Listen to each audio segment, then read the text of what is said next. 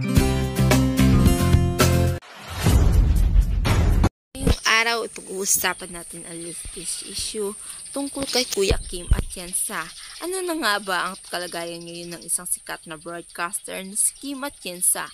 Kalat na kalat nga kasi ngayon ang post na kung saan sinabi ni Kim Atienza na malapit na umano itong ma-stroke dahil sa sakit niyang Guillain-Barré syndrome at doon alam na daw niya ang mga susunod na nangyayari.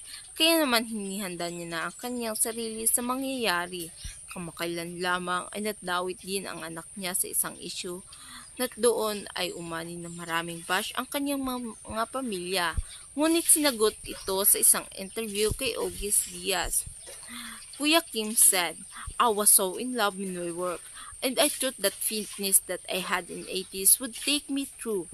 Saad pa nito, "The stroke hit my left frontal lobe of my brain. Nothing happened to me physically, but my mind got erased. Parang na hard reset na computer. But through the God grace, I always praying the Lord. I made a deal with the Lord." Marami sa mga netizen ang naantig dito dahil minsan na sinabi noon ni Kuya Kim na pangatlong buhay niya na ito. At marami sa kanyang tagahanga ang nalungkot sa sinabi nito at maging ang kanyang matalik na kaibigan at Showtime family ay nalungkot sa kalagayan ngayon ni Kuya Kim. Lahat naman nagulat nang napabalitang isinugod sa hospital si Kuya Kim Atienza dahil bumalik umano ang sakit nito. Nagpapasalamat naman ang pamilya ni Kuya Kim Atienza sa mga taong nagdadasal para sa kanyang paggaling.